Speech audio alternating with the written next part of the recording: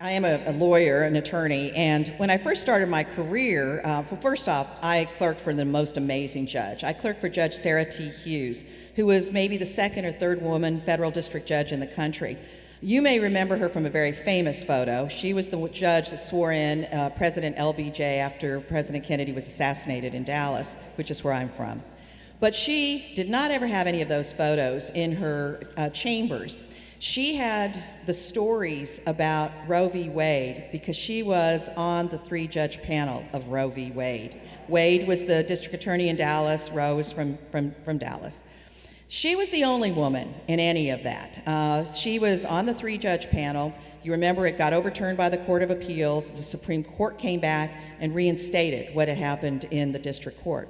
There were no women on the Supreme Court. There were no women on the Court of Appeals. She was the only woman in the entire process.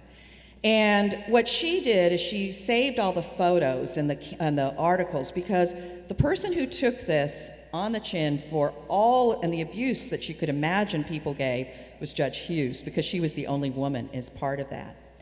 But even when I got there in the 70s, as you can see, I graduated in 79 from law school, we had dining clubs that still did not allow women into the main dining room, even with Judge Hughes. Now, Judge Hughes changed that a few years later when she walked into one of those main dining rooms, which is where all the business deals were doing. In Texas, we'd call it business. We're doing the business deals there. But the women couldn't get into any of those areas. So if you're a lawyer and you're practicing, it's a huge disadvantage, but she opened that up. But we also had these situations where you couldn't go into the main dining rooms. Even now we have golf clubs that don't allow women as members. And that just provides such a disadvantage.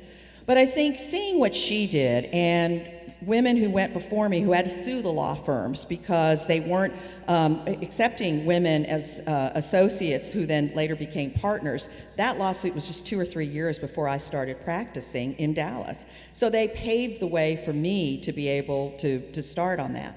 But I think the most important thing is that I've had this grounding. Even in law school, we had the largest number of women in my class, and Deborah's here and several of the others as well, Deborah DeHoyas, who thank you so much for everything you've done for our incredible college.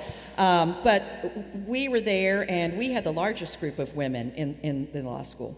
And so I think that grounding of Wellesley, having that and understanding that, that we have this kind of background and foundation made such a difference. And I think that, to me, was always coming back to Wellesley, knowing that you can do anything. It's not going to be easy, and you're going to have to take the risks, and you're going to have to see what happened to Judge Hughes as an example. And you've seen other women who have followed her in the political area who have suffered the same thing. We're Wellesley women. But I think that, for me, was the grounding that I've had here. And I always knew that I could talk to people here and support me in any of those, because we were there together in it. It wasn't we were doing this by ourselves.